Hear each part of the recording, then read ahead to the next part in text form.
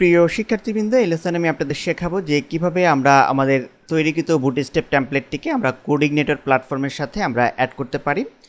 তো এটি অ্যাড করার জন্য আমাদের যে কাজটি করতে হবে, আমাদের ওপেন করতে হবে প্রথমেই আমাদের সফটওয়্যারটি অর্থাৎ আমরা সোর্স সফটওয়্যারে চলে যাব, অর্থাৎ যে বুটস্ট্র্যাপের মধ্যে আমরা টেমপ্লেটটি তৈরি করেছি, অর্থাৎ বুটস্ট্র্যাপের মধ্যে আমরা index.html এই ফাইলটি জাস্ট ইনক্লুড করার মাধ্যমে আমরা টেমপ্লেটটি তৈরি করেছি। তো এখন এখান থেকে আমাদের এই সকল ফাইলগুলো আমাদের কাজে লাগাতে হবে। তো এখন এখানে আমরা যে কাজটি করব, এখন এখান থেকে আমরা তিনটি ফোল্ডার প্রথমে রয়েছে, তো এই তিনটি ফোল্ডার মূলত আমরা প্রথমে কপি করব। এখান থেকে আমরা কপি করে নিয়ে যাচ্ছি। কপি করে কোথায় যাব? আমাদের নির্দিষ্ট প্রজেক্টে আমরা জ্যাম্পের মধ্যে htdocs-এর মধ্যে আমরা চলে যাব russell_ প্রজেক্টে। তো এখন এখানে আমরা একটি নির্দিষ্ট ফোল্ডার ক্রিয়েট করে নিচ্ছি। আমরা এখানে একটি ফোল্ডার ক্রিয়েট করে নিচ্ছি, এটির নাম আমরা দিচ্ছি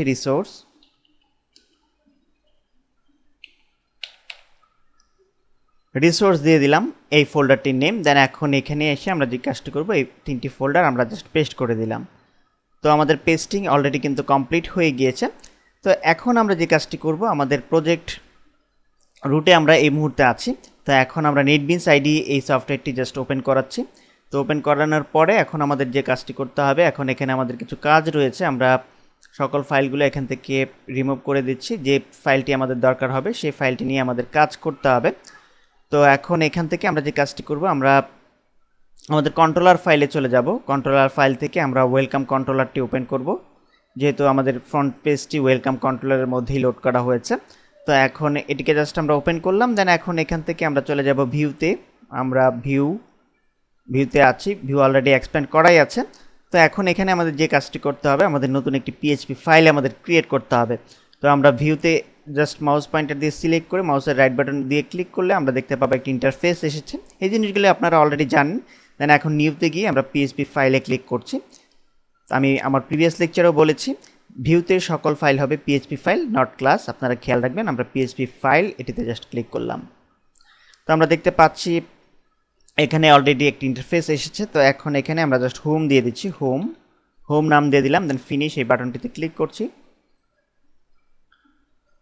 তো আমরা কিন্তু দেখতে পাচ্ছি অলরেডি home.php নামে একটি ফাইল কিন্তু আমাদের ভিউয়ের মধ্যে ক্রিয়েট হয়ে গিয়েছে। তো এখন এখান থেকে সকল কোডগুলো আমরা Ctrl+A চেপে ডিলিট করে দিচ্ছি কিবোর্ড থেকে ডিলিট কি প্রেস করার মাধ্যমে।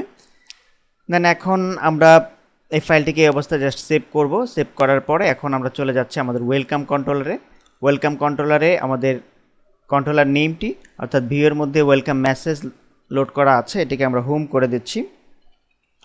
হোম করে আমরা ফাইলটিকে জাস্ট সেভ করলাম।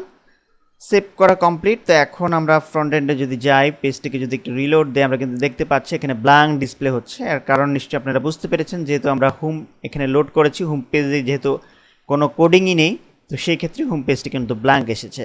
তো এখন আমরা চলে যাব আমাদের প্রজেক্ট ফাইলে, অর্থাৎ আমরা বুটস্ট্র্যাপ এখান থেকে আমরা ইন্ডেক্স ফাইলটি জাস্ট এক্সিকিউট করছি নোটপ্যাড++এর সাহায্যে। তো ওপেন করলাম। ওপেন করার পর এখন এখান থেকে সকল কোডগুলো আমরা কপি করব। তো কপি করার পর এখন আমরা চলে যাব আমাদের হোম ফাইলে। দেন এখন এখানে এসে জাস্ট আমরা পেস্ট করে দিলাম। তো আমাদের পেস্ট করা কিন্তু অলরেডি কমপ্লিট। ফাইলটিকে আমরা সেভ করছি। সেভ করে এই অবস্থায় যদি আমরা পেজটিকে একটু রিলোড দেই, আমরা কিন্তু দেখতে পাচ্ছি এখানে ফ্রন্ট এন্ড অলরেডি চলে এসেছে, কিন্তু সিএসএস না পাওয়ার কারণে এবং আদার্স কিছু ফাইল, যে কোয়ারি ফাইল না পাওয়ার কারণে সে কিন্তু এরকম ডিসপ্লে করছে, কিন্তু টেক্সটগুলো কিন্তু ঠিকই হাইলাইটেড হচ্ছে। তো এই জিনিসটা আমরা এখন একটু সলভ করব। তো এটি সলভ করার জন্য আমাদের যে কাজটি করতে হবে, আমরা নোটপ্যাডটা আমাদের আপাতত দরকার নেই, এটিকে ক্লোজ করে দিলাম। নেটবিনস আইডি নিয়ে এখন কাজ করলেই হবে। দেন এখন এখান থেকে আমরা অপ্রয়োজনীয় যে কমেন্ট সেকশনের কোডগুলো এগুলো এখান থেকে রিমুভ করে দিতে পারি।